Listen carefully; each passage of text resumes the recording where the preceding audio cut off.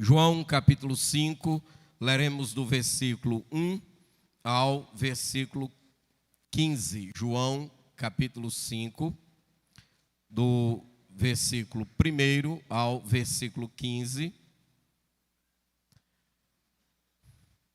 Passadas estas coisas, havia uma festa dos judeus e Jesus subiu para Jerusalém. Ora, existe ali junto à porta das ovelhas um tanque chamado em hebraico Betesda, o qual tem 5 pavilhões. Nestes jazia uma multidão de enfermos, cegos, coxos, paralíticos, esperando que se movesse a água, porquanto um anjo descia em certo tempo, agitando-a, e o primeiro que entrava no tanque, uma vez agitada a água, sarava de qualquer doença que tivesse. Estava ali um homem enfermo, havia 38 anos. Jesus, vendo-o deitado e sabendo que estava assim há muito tempo, perguntou-lhe: queres ser curado? Respondeu-lhe o enfermo: Senhor, não tenho ninguém que me ponha no tanque quando a água é agitada, pois enquanto eu vou, desce outro antes de mim. Então lhe disse Jesus: levanta-te, toma o teu leito e anda. E imediatamente o homem se viu curado, e tomando o leito, pôs-se a andar. E aquele dia era sábado. Pois disseram os judeus ao que fora curado: hoje é sábado, e não te é lícito carregar o leito. Ao que ele lhes respondeu: o mesmo que me curou me disse: toma o teu leito e anda. Perguntaram-lhes eles: quem é o homem que te disse: toma o teu leito e anda? Mas o que fora curado não sabia quem era, porque Jesus se havia retirado por haver muita gente naquele lugar. Mais tarde, Jesus o encontrou no templo e lhe disse: olha que já estás curado, não peques mais, para que não te suceda coisa pior. O homem retirou-se e disse aos judeus que fora Jesus quem o havia curado. Amém?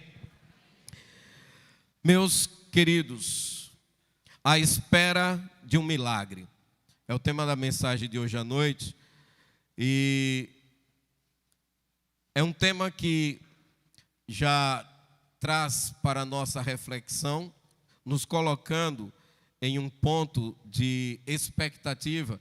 Quando nós esperamos algo na nossa vida, e principalmente dentro do contexto aqui do texto lido, que havia muitas pessoas enfermas e que iam a um determinado lugar aguardando a cura, aguardando serem restauradas da sua enfermidade. Esperar algo é muito bom, e esperar um milagre é algo extraordinário, porque, amados, o milagre nada mais é do que aquilo que é impossível, e cantamos agora há pouco, aquilo que parecia impossível aos homens. Então o milagre é aquilo que é impossível ser feito por mãos humanas, ser feito por alguém. O milagre é o exercício do sobrenatural de Deus, é o impossível acontecendo. Então, esperar um milagre é você esperar o impossível na sua vida. Então, você aguardar um milagre, você estará literalmente dizendo: estou esperando Deus fazer algo extraordinário na minha vida. Estou esperando Deus realizar um feito grandioso na minha vida. E o texto aqui que lemos nos mostra que havia um tanque que ele ficava ao lado de uma das partes do templo, e este tanque, ele era um costume, conforme o texto narrado aqui por João, que se aglomerava muitos doentes, enfermos, paralíticos, cegos, iam àquele tanque, porque conforme a narrativa, havia em determinado momento um anjo movia aquelas águas e o primeiro enfermo que descia, ele era curado. Este versículo 4, ele está entre colchetes, que isso significa que ele não está registrado nos manuscritos mais antigos. Essa parte entre colchetes. Então, não faz parte ou não foi encontrada essa citação nos escritos mais antigos. Isso põe em xeque a narrativa, não pelo seguinte, porque lá no versículo 7, quando o enfermo responde a Jesus, ele diz o seguinte: Senhor, não tenho ninguém que me ponha no tanque quando a água é agitada, pois enquanto eu vou, desce outro antes de mim. Este texto não está entre colchetes, ou seja, este versículo 7 ele está nos manuscritos mais antigos, ou seja, o que comprova que havia algo especial que ocorria de tempos em tempos, que é o que narra no versículo 4, naquela região. E de maneira óbvia, lógica, raciocinemos nós, meus irmãos. Você se coloque no lugar desse homem ou de qualquer um desses enfermos. Você iria, Jesus disse aqui, João narra que esse homem tinha 38 anos de enfermidade. Você acha que uma pessoa iria durante 38 anos ao mesmo lugar, se ela não tivesse expectativa de que algo acontecesse ali? Se nada, se ele soubesse que aqui não acontece nada, ele iria 38 anos para aquele lugar, esperando o que se não acontece nada? E como ele mesmo afirma, a água é agitada. Então o que se deduz aqui nesse versículo 4, que o anjo descia e agitava, conclui-se então que de fato algo especial acontecia de tempos em tempos ali, que realmente havia curas, que realmente existia vidas que eram restauradas e curadas por Deus naquele local.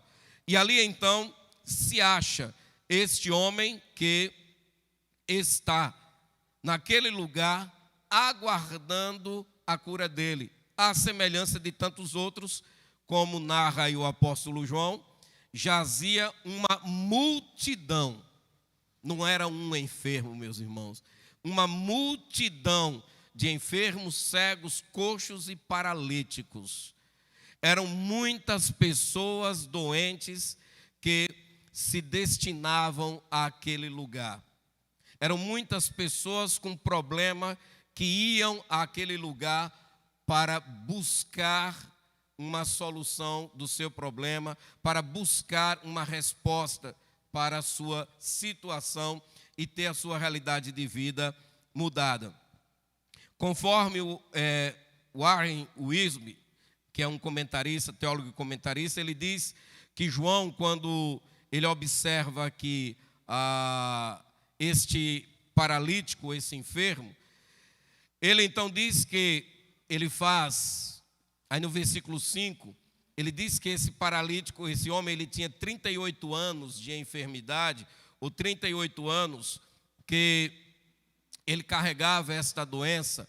Um nome ou um dado semelhante a este número, nós temos lá em Deuteronômio, capítulo 2, versículo 14, que a nação de Israel, depois que os espias voltaram de espiar a terra e deram relatório negativo, aqueles 10 espias, o Senhor então institui um juízo sobre a nação, deixando-os 38 anos perambulando pelo deserto. Eles já vinham há 2 anos, com mais 38, fecharam um ciclo de 40 anos naquele deserto. Então, é um dado semelhante que nós temos, e segundo então o comentarista, ele entende que a enfermidade deste homem é somente uma suposição, que a enfermidade deste homem, que já carregava por 38 anos, é a semelhança de Israel, que carregava uma enfermidade espiritual, que nesse caso o pecado, por 38 anos vagando naquele deserto. A Bíblia ela trabalha muito com números, com situações que hermeneuticamente a gente vai fazendo confronto de dados e informações e assim chegando então a algumas pontuações e observações. Mas, amados, em cima deste texto, em cima desta narrativa que encontramos aqui pelo apóstolo João, eu quero trazer algumas aplicações ao nosso coração nesta noite. E a primeira aplicação que eu quero trazer para nós, para ponto de reflexão, é que o pecado tem paralisado o mundo. O pecado, meus irmãos, é o maior problema da humanidade. Às vezes a gente já entrou em vários momentos da história da humanidade, nós entramos em crises financeiras, atravessamos crises políticas, atravessamos por várias dificuldades, não apenas a nossa nação, mas o mundo inteiro. E como seres humanos, às vezes a gente foca muito nesses problemas pontuais, nessas crises pontuais, e entendemos e às vezes chegamos a concluir, essa é a pior crise da raça humana. Mas, amados, nenhum problema, nenhuma crise da raça humana se compara com a queda do homem lá no Éden. Nenhuma crise que tenhamos vivido ao longo de toda a história da raça humana há de se comparar com a queda do Éden. Este foi o maior fracasso de toda a história da humanidade. Este foi e tem sido e sempre será, até que Jesus volte, o maior problema da raça humana foi a entrada do pecado no nosso meio. E perceba lá no capítulo 3 de Gênesis, nós vamos ver ali naquela narrativa que Satanás, quando ele se aproxima de Eva para tentá-la e induzi-la ao pecado, ele usa algumas artimanhas, alguns artifícios para levá-la à queda, para levá-la à desobediência a Deus. E esses pontos que estarei citando, eu quero que você guarde na sua mente, guarde no seu coração, porque, meus irmãos, são ferramentas utilizadas por Satanás ainda hoje. São estratégias que ele utiliza ainda hoje para nos levar à queda, para nos afastar da presença de Deus. E a primeira armadilha, o primeiro artifício usado pelo diabo para tentar Eva foi que ele levou Eva a ter dúvida sobre o sentido e os motivos da ordem de Deus. O que é que ele fez ali do versículo 1 ao versículo 5? Ele simplesmente induziu aquela mulher a acreditar que Deus temia que eles descobrissem que eles eram iguais a Deus. O diabo planta no coração dela uma mentira de que eles eram iguais a Deus e que Deus tinha dado aquela proibição justamente para impedir de que eles descobrissem isso, porque no momento que eles comessem aquele fruto e os seus olhos se abrissem, eles descobririam que eram iguais a Deus. E o que o diabo introduz na mente dela é de que Deus não quer que vocês saibam disto. E esta era uma mentira, mas ele jogou na mente daquela mulher essa mentira. E hoje, como seres humanos, nós vivemos justamente nesta condição. Hoje nós encontramos pessoas, à semelhança do que Satanás fez, questionando a autoridade de Deus, a autoridade das Escrituras. Nós encontramos pessoas duvidando daquilo que Deus nos ensinou e revelou por intermédio da sua palavra. Nós encontramos pessoas colocando em xeque aquilo que o Senhor revelou para nós. Tenhamos cuidado, meus amados, e que cada um de nós não nos achemos tragados por essa armadilha. Não nos encontremos em algum momento duvidando daquilo que o Senhor revelou para nós. Segunda armadilha usada pelo diabo foi que ele leva novamente a outra dúvida. E qual era a dúvida agora? Não existirá punição. Então, o que você fizer, não existirá punição. Porque Deus tinha dito, no dia que provardes deste fruto, certamente morrereis. Essa foi a palavra de Deus ao casal. Essa foi a palavra de Deus para Adão. No dia que você comer deste fruto, você morrerá. A morte era a punição da desobediência. A morte era o juízo, era a punição, era o preço a se pagar pela desobediência. Mas aí o diabo mais uma vez vem e põe em dúvida a palavra de Deus. Põe em questionamento aquilo que o Senhor já havia dito, levando aquela mulher a acreditar que não haveria punição para os seus pecados. E hoje a mesma coisa acontece. As pessoas estão vivendo uma vida achando que não haverá punição para os seus erros. As pessoas estão adotando comportamentos, padrões de vida, acreditando que aquilo que ela está fazendo, ela não será julgada, que a maneira como ela está vivendo, a maneira como ela está se conduzindo, ela não prestará contas, ela não terá do que prestar contas sobre essas ações, ela não será penalizada ou julgada por aquilo que ela está fazendo. É um engano. A Bíblia nos garante de que nós iremos ao tribunal de Deus, nós iremos diante do justo juiz e seremos julgados por tudo aquilo que nós fizemos. Por isso, tenha cuidado para não cair nos engodos de Satanás, nas mentiras que ele vem articulando e laçando muita gente e levando-os à destruição.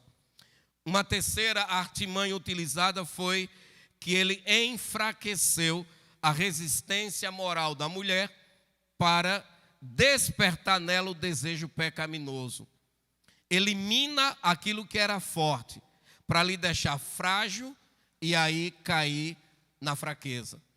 É uma artimanha dele, é minar as nossas forças, para que, minando as nossas forças, nós possamos então, agora, fracos, sofrer a queda. Ao dizer isto, ao usar esta frase, deve ter vindo alguém na sua memória quando eu disse minando as suas forças. Vocês devem ter lembrado do livro de Juízes. O que é que aconteceu com Sansão? Sansão teve as suas forças minadas. Dalila trabalhou insistentemente a descobrir de onde vinha tanta força de Sansão. Os filisteus queriam saber e colocaram Dalila do lado, alguém perto, para justamente minar. Não pense que a tua queda, que a armadilha pela qual você vai cair, vem de alguém que está longe de você. É justamente de quem está do teu lado, é justamente de quem anda com você, é justamente de quem come, mete a mão com você no prato. Quando Jesus anunciou o seu traidor, foi que ele disse: aquele que mete a mão comigo no prato. Então, meus irmãos, os traidores, eles estão muito próximos. Os traidores estão muito perto daqueles a quem eles querem derrubar. Não são pessoas que estão distantes, são pessoas que estão perto. Então o que é que Satanás faz? Ele vai enfraquecer a força moral, vai tirar justamente do coração da mulher aquilo que ela acreditava. Eles davam crédito àquilo que Deus falou. Então é preciso minar isto. Eu preciso tirar esta força moral, essa força que ela tem ao acreditar no que lhe foi dito. Eu preciso minar isso para poder introduzir aquilo que eu quero colocar. E aí, então, ele diz a ela, induz ela que aquele fruto é bom, que aquele fruto é delicioso, aquele fruto não tem nenhum mal nele. Começa a criar um enredo e faz com que aquela mulher ela vá abaixando a sua guarda e cedendo para aquilo que está ouvindo. E por fim, então, leva à queda.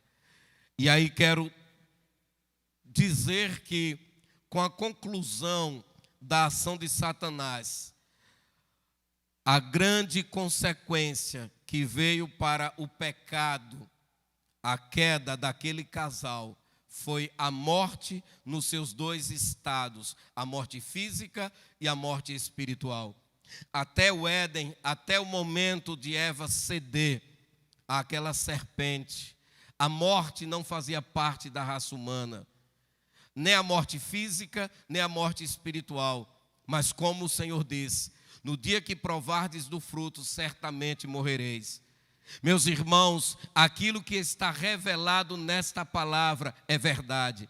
Aquilo que está escrito nessa palavra há de se cumprir. Aquilo que o Senhor disse e aqui deixou para nós, Ele há de cumprir. Então nós precisamos nos atentar àquilo que Deus está falando.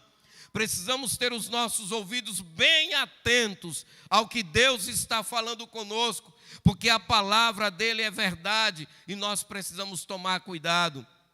Romanos capítulo 5, versículo 12, Paulo vai nos dizer ali o seguinte: portanto, como por um homem entrou o pecado no mundo, e pelo pecado a morte, assim também a morte passou a todos os homens, por isso que todos pecaram.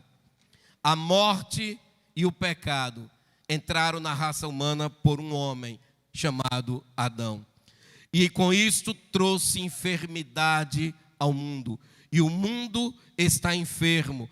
O mundo está possuído, tomado pelo pecado. E com isto paralisado. O mundo está paralisado por causa do pecado. Mas a Bíblia nos mostra o problema da humanidade. A Bíblia nos mostra que o pecado é o grande mal da raça humana. Que o pecado é a grande enfermidade que tem aniquilado, que tem destruído, que tem matado o ser humano, do pequeno ao idoso, que tem afetado toda a raça humana a partir da sua origem até o seu último descendente. A Bíblia tem mostrado que o pecado é esse mal que erradicou em toda a raça humana. Mas ao nos mostrar o grande problema da raça humana, essa mesma Bíblia traz para nós a solução. E isso é o que é magnífico em Deus. Deus, ele não aponta só o problema, ele é a solução. E aqui então ele vai nos mostrar a respeito da pessoa de Jesus. Essa narrativa aqui de João, nós vamos encontrar um Cristo, e principalmente nos 3 primeiros evangelhos, João ele não é muito dado a registrar milagres, porque João tinha uma outra perspectiva com o seu livro. Então, os outros evangelistas é que tinham como base, como fundamento, mostrar os feitos de Jesus, os milagres realizados por Jesus. E dentre esses poucos milagres registrados por João, está esse aqui. E João está nos mostrando uma coisa, meus irmãos, que é a segunda aplicação que eu quero trazer para nós. Cristo é a resposta para um mundo enfermo. Cristo é a resposta para um mundo doente. Cristo é a resposta para um mundo paralisado pelo pecado. Cristo, meus irmãos, é a resposta para aqueles que estão dominados, algemados, paralisados pela enfermidade chamada pecado. Jesus, ele vem como resposta para nós. Jesus nos foi enviado como solução deste problema. Somente ele, e este mesmo evangelista, João, ele vai nos dizer, aqui no capítulo 1, no versículo 29, quando Jesus vai se aproximando dele para ser batizado, João vira para Jesus e diz: eis o Cordeiro de Deus que tira o pecado do mundo. João aponta para o Filho de Deus e diz: este é o que pode curar o mundo do pecado. Este é o único que pode arrancar o pecado do mundo. que é justamente o que Paulo trouxe aqui do capítulo 5, a partir do versículo 12 de Romanos, que ele vai dizer que por um homem entrou o pecado no mundo, mas pelo um outro homem, pelo segundo Adão, veio a salvação, veio a vida. Por um homem entra a morte, pelo outro entra a vida. Por Adão a humanidade morreu, mas por meio de Cristo o mundo recebe vida. E aqui, meus irmãos, é o que então o evangelista vai nos mostrar nesses versículos 6 e 7, quando Jesus se aproxima daquele enfermo. O texto então nos diz aí, versículo 6, Jesus, vendo, deitado e sabendo que estava assim há muito tempo, vendo e sabendo. Jesus viu e Jesus conhece. Nos mostra, meus irmãos, o quanto é importante, o quanto, meus irmãos, nós, mesmo com os pecados que temos, com a limitação que estamos, mesmo a raça humana morta nos seus delitos e pecados, mesmo assim a Bíblia nos diz que os olhos do Senhor estão sobre nós.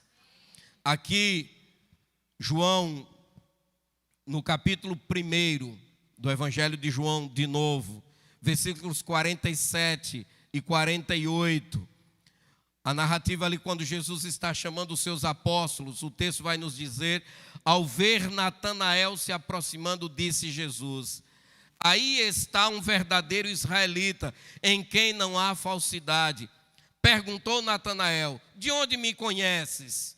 Jesus respondeu: eu o vi quando você ainda estava debaixo da figueira, antes de Filipe o chamar. Como é bom saber, meus irmãos, que Deus nos conhece. Como é bom saber que nós estamos debaixo dos olhos do Todo-Poderoso. Como é bom saber, meus irmãos, que por menor que sejamos, por mais distantes ou longínquos que estejamos, por mais escondidos em terras estranhas que um ser humano possa estar, mas saiba que essa pessoa está debaixo das vistas do Senhor, está debaixo dos olhos do Senhor.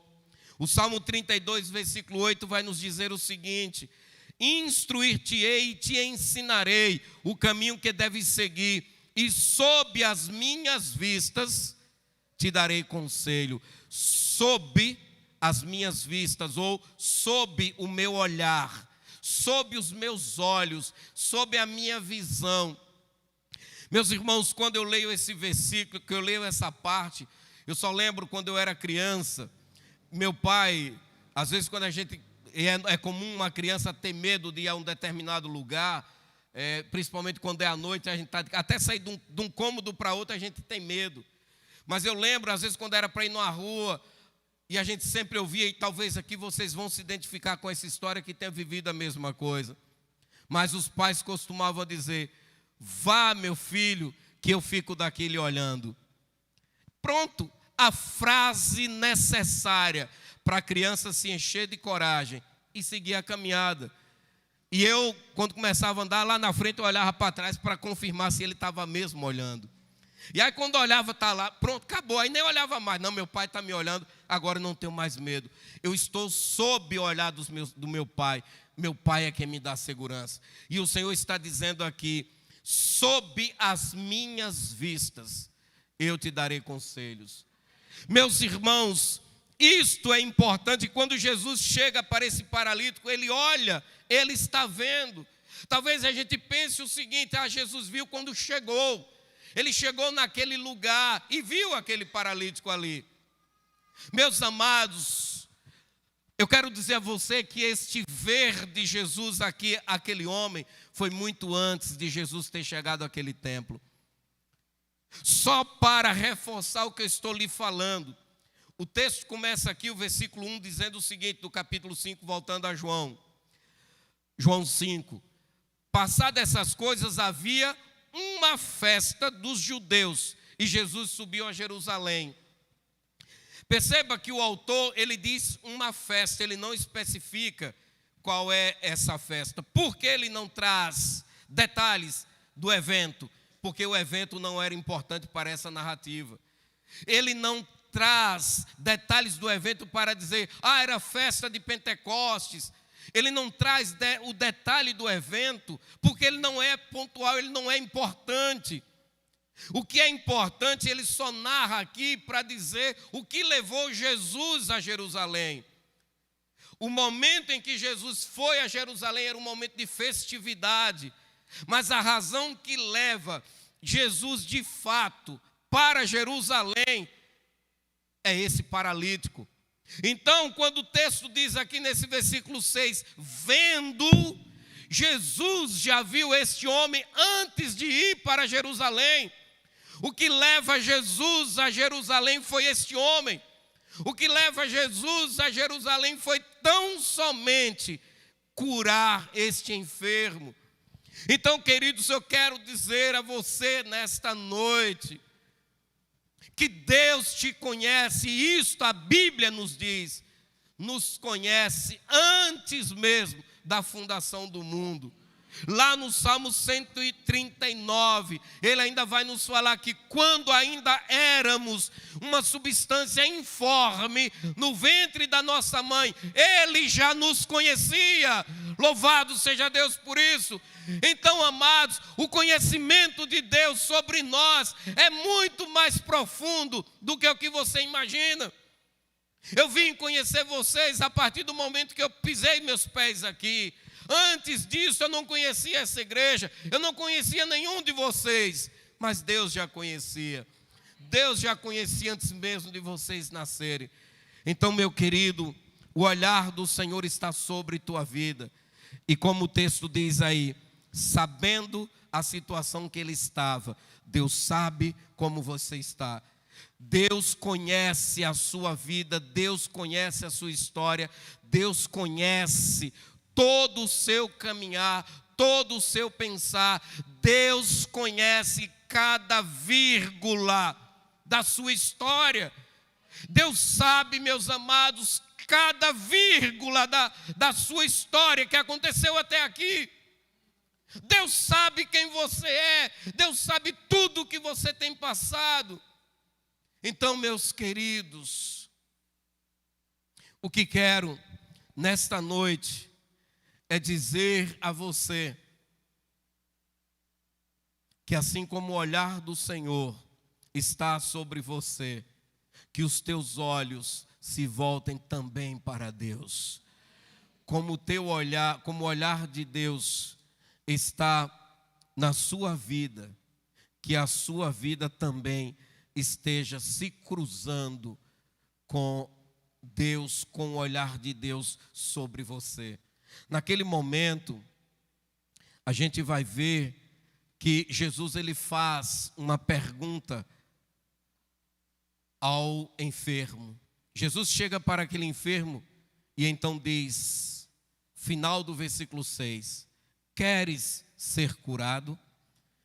É uma pergunta que mexe. É uma flecha que vai direto no coração. A pergunta de Jesus é, queres ser curado? Queres ser transformado? Amados, uma pergunta desta, a gente até brinca de vez em quando e diz, quando pergunta a uma criança, quer doce? Aí é meio que dizer, a um doente, quer ser curado? A pessoa que está doente, você pergunta, quer ser curado? O que é que ela vai dizer logo? Quero. Claro que eu quero ser curado.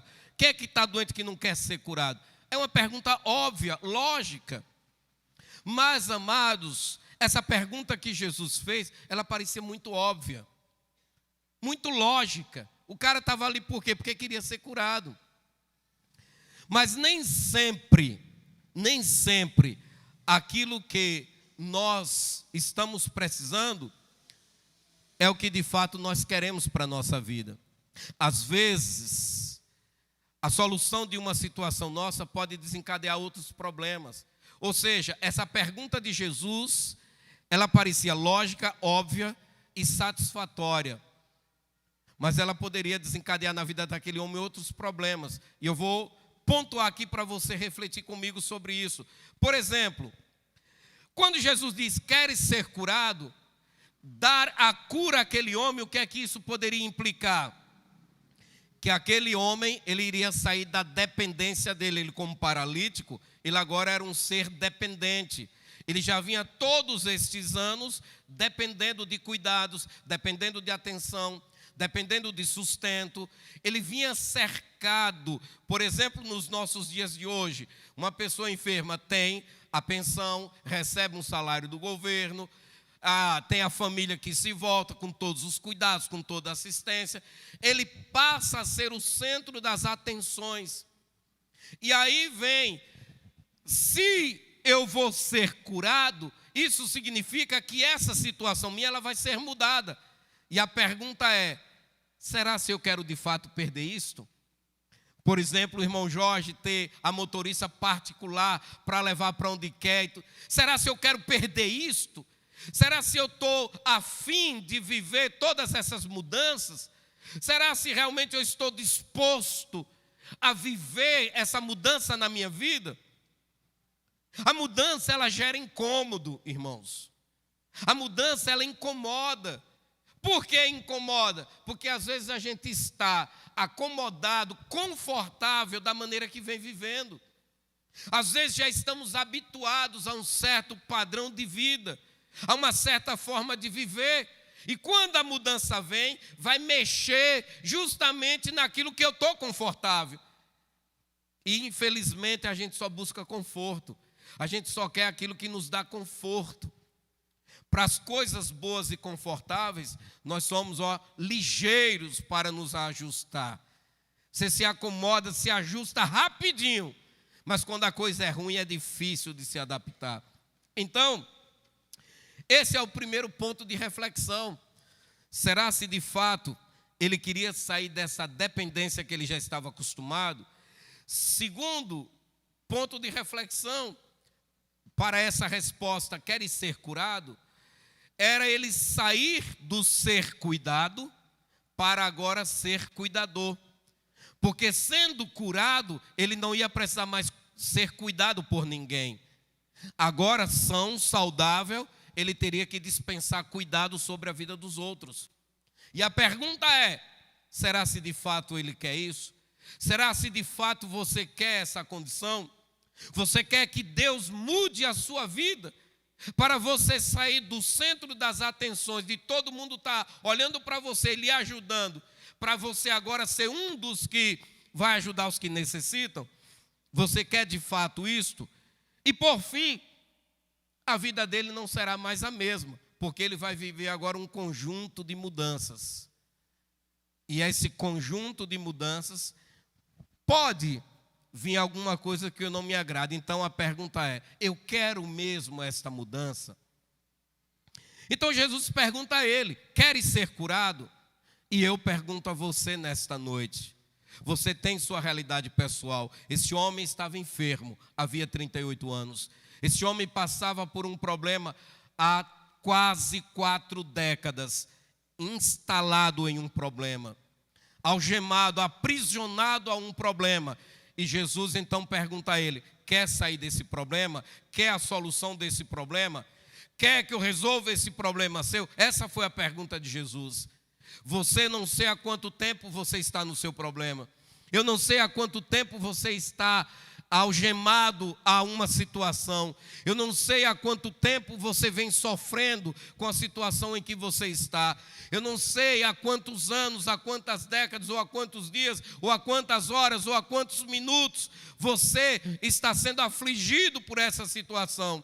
Mas a pergunta que lhe faço é, você quer que Deus transforme você dessa situação? Você quer que o poder de Deus, o poder transformador de Deus, alcance você na sua realidade pessoal, na sua necessidade pessoal? Responda ao Espírito Santo. Responda no seu coração o que é que você quer do Senhor, o que é que você espera do Senhor nesta noite, o que é que você quer de Deus nesta noite. Aquele homem, ele responde para Jesus, ao invés de dizer um sim com seus pulmões inflados, Era para ele encher os seus pulmões e dizer: sim, Senhor, eu estou há 38 anos esperando por isso. Eu estou há 38 anos querendo isto. Era para aquele homem ter gritado, ter dito a Jesus: é o que eu quero, é o que eu desejo, é o que me faz vir aqui todo o tempo. Mas simplesmente aquele homem, ele se deixa tomar por um sentimento de autopiedade. Aquele homem, ele, ao invés de olhar para o Filho de Deus, o Todo-Poderoso que estava diante dele, o dono da vida, o Senhor da vida, aquele que criou o homem, o próprio homem, ele está diante do seu Criador e não consegue percebê-lo. E ao invés de dar um sim enfático, vivo, ele então diz: não tenho ninguém que me faça, me leve para aquele tanque. Eu estou aqui, Senhor, mas eu não tenho ninguém que me acompanhe. Começa a mostrar um sentimento de solidão. É uma pessoa solitária, é uma pessoa desprezada, é uma pessoa que não tem amigos, diferente do paralítico lá de Marcos 2. O paralítico de Marcos 2, 4 amigos pega ele, leva, chega, a casa está cheia, não tem mais por onde entrar, mas esse amigo nosso, ele vai ter que chegar até Jesus. Vamos aqui, arrodeia a casa, sobe, descobre telhado, pega aquele aleijado, joga por cima, desce, mas tu vai ter que parar nos pés de Jesus. Então aquele paralítico de Marcos era um homem cercado de amigos, irmãos, amigos que compraram a causa dele. Mas esse aqui demonstra ser solitário, demonstra ser uma pessoa que não tem amigos e vai expor a sua solidão. Jesus não perguntou a ele: você não tem amigo que lhe leve? Jesus não disse a ele: você não tem ninguém que lhe coloque. Jesus não fez nenhuma pergunta dessa. A pergunta de Jesus foi: queres ser curado? O que Jesus está lhe perguntando nesta noite não sou eu. É se você quer a resposta da sua oração. É se você quer a resposta para o seu problema. Ele não quer saber o quanto tempo você está, porque você ainda não conseguiu, o que é que está lhe faltando. Não é isso que ele quer saber. Ele não quer saber a circunstância que você está inserido. Ele não quer saber o tipo de dificuldade que você está enfrentando. A pergunta dele a você nessa noite é: o teu coração crê que ele é a resposta para a tua vida? Você crê em teu coração que ele é a resposta para o seu problema? Você crê que ele é a resposta que você precisa nesta noite? Então, se você crê, meu irmão, é isso que você tem que dizer ao Senhor. É essa a resposta que você precisa dar ao Senhor. Sim, Senhor, eu creio. É no Senhor que espero, é no Senhor que confio, é de Ti que espero resposta para a minha vida. Terceira aplicação que quero trazer nesta noite é que Jesus veio para trazer regeneração. Jesus veio regenerar um mundo morto, um mundo que foi morto pela presença do pecado. Jesus veio para recriar, para restaurar aquele que estava caído, recriar o que estava morto e dar a nós a oportunidade de uma nova vida. Lucas capítulo 19, versículo 10.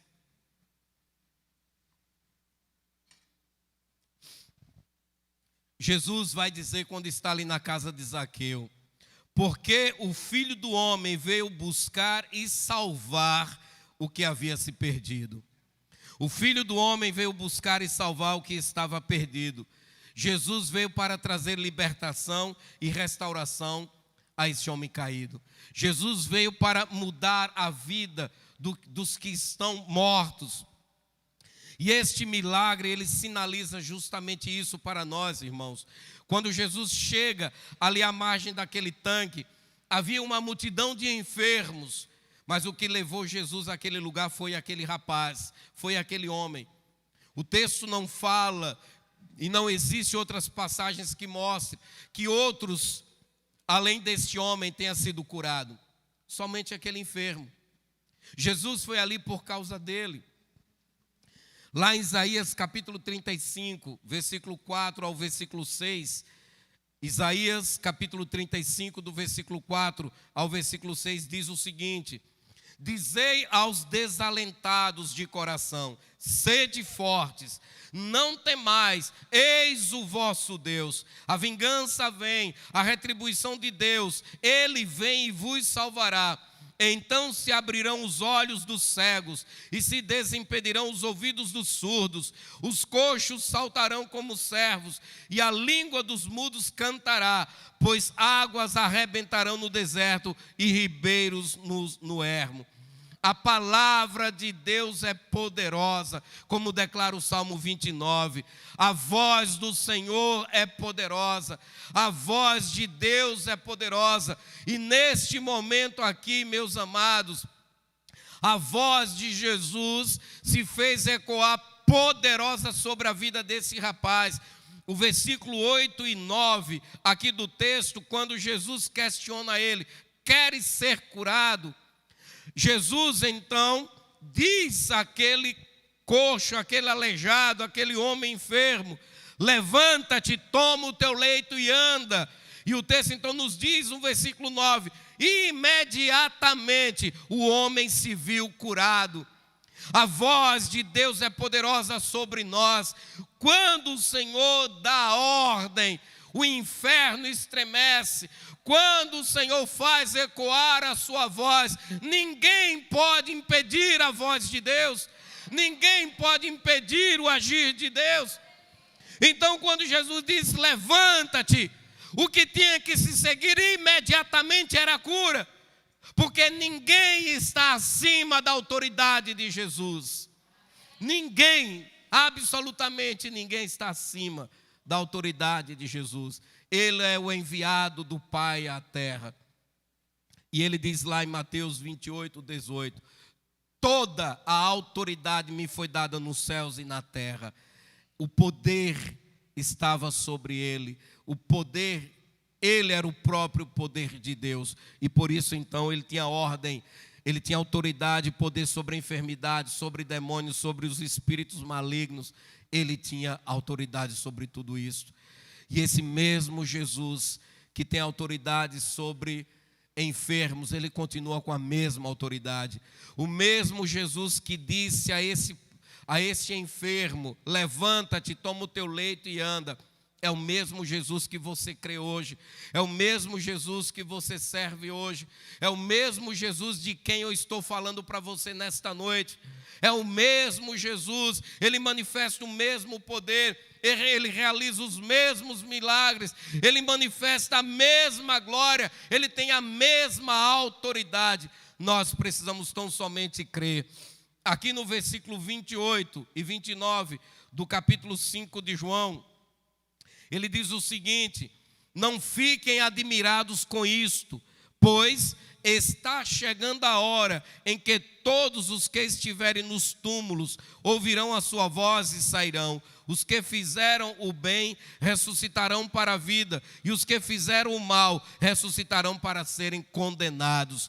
Nós estamos, e João está nos avisando aqui, que aqui a partir do versículo 19, Jesus vai explicar a sua missão, e na explicação da sua missão, ele vai finalizar dizendo justamente essas palavras: que no último dia nós ouviremos a voz do Filho de Deus.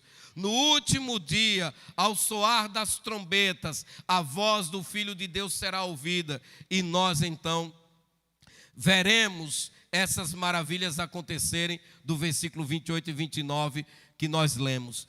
Quero encerrar como última aplicação: o poder de Deus transforma qualquer situação ou circunstância.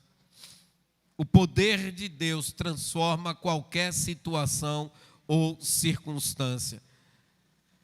Amados, quando nós cremos, e este é o quesito necessário para que vejamos a glória de Deus, é o exercício da fé. Hebreus capítulo 11, versículo 6, a Bíblia vai nos dizer: sem fé é impossível agradar a Deus, porque Deus exige que todo aquele que se aproxima dele creia que Ele é galardoador daqueles que o buscam. Deus exige que qualquer pessoa que se aproxima dEle creia que Ele existe, corrigindo o texto, creia que Ele existe e é galardoador daqueles que o buscam. Deus exige isto de quem se aproximar dEle. Você só pode se aproximar de Deus se você crê nele. Você só pode se aproximar de Deus se você exercer fé nele.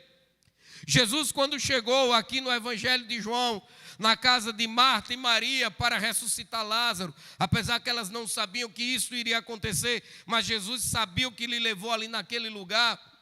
E ele encontra Marta chorando pela morte do seu irmão, e diz: Senhor, se tu estivesses aqui, meu irmão não teria morrido. Jesus então disse: ele há de ressuscitar. Ela: eu sei, Senhor, ele vai ressuscitar no último dia. Ele então diz a Marta: Marta, se creres, verás a glória de Deus. É preciso fé, é preciso crer para se contemplar a glória de Deus. É impossível um ser humano contemplar a glória de Deus sem que ele creia no poder de Deus. É impossível. Então, se você quer contemplar a glória de Deus na sua vida, você precisa exercer sua fé nele. Se você quer a resposta das suas orações, se você tem orado ao Senhor, se você tem apresentado alguma causa diante do Senhor, alguma causa da sua vida, alguma causa específica da sua vida, diante do Senhor, meu irmão, minha irmã, você precisa fazer uma oração de fé, você precisa orar com fé ao Senhor, e os teus olhos contemplarão a glória de Deus na sua vida. Os teus olhos contemplarão a resposta de Deus em você. Muitas famílias foram restauradas, muitas vidas foram mudadas pelo poder do Evangelho. Muitas pessoas tiveram a sua história transformada porque creram na palavra de Deus. Este homem teve a sua história mudada, porque quando Jesus disse: levanta, toma o teu leito e anda, o texto diz aqui que o homem imediatamente se levantou e começou a andar. O homem estava curado. A história desse homem foi mudada depois de 38 anos. Depois de 38 anos, esse homem vê a sua vida por uma perspectiva que ele ainda não tinha visto. Esse homem vê a sua vida completamente restaurada. Isso é poder de Deus. Isso é manifestação da glória de Deus na vida de um homem caído. E eu te digo que este mesmo Jesus é poderoso para realizar os mesmos feitos em nossos dias. Esse mesmo Jesus é poderoso para realizar os mesmos milagres, operar da mesma forma como operou aqui no Evangelho. Jesus, eu quero encerrar dizendo, Jesus é suficiente na sua vida. Tudo que você precisa, tudo, absolutamente tudo que você precisa, você encontra em Jesus. É somente em Jesus que você vai encontrar a completa satisfação da sua vida.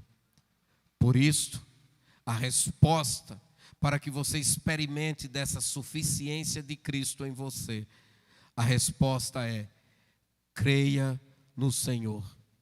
Creia em Jesus Cristo. Creia que Jesus Cristo é o Filho de Deus. Creia que somente Ele tem o poder de mudar a sua história, que somente Ele tem o poder de mudar a sua circunstância. Creia que somente Ele pode pôr um fim ao que você está vivendo e mudar esta circunstância pela qual você está passando. Nós vamos orar, amados, e com esta oração estaremos encerrando a nossa transmissão e depois seguiremos ministrando a ceia do Senhor. Oremos ao Senhor. Eu quero pedir que vocês fiquem de pé. E se você tem uma causa que lhe parece impossível, que possa parecer impossível aos teus olhos, Se há alguma situação na tua vida que pareça difícil, no momento desta oração, apresente a tua causa diante do Senhor. Se coloque como esse paralítico diante do olhar de Jesus, sob as vistas de Jesus. Você agora está sob os olhos de Deus. Coloca a tua vida, coloca a tua causa, coloca a tua situação diante do Senhor. Ore com fé. Não é na minha oração não, porque eu sou um pecador como você, um homem limitado como você. Mas o Jesus de quem eu falei nesta noite, Ele está aqui, Ele está em nosso meio e Ele é poderoso para ouvir sua oração. Ele está ouvindo a sua oração e Ele é poderoso para mudar a sua história, para mudar a sua vida. Então, apresenta a tua causa diante do Senhor e peça a Ele que, como Ele deu uma palavra de cura, uma palavra de ordem, que liberou a restauração na vida daquele homem, que Ele libere nesta noite uma palavra de restauração em sua vida, uma palavra de regeneração, uma palavra de libertação, uma palavra de vitória. Ele é poderoso para decretar, é Ele quem decreta, não sou eu.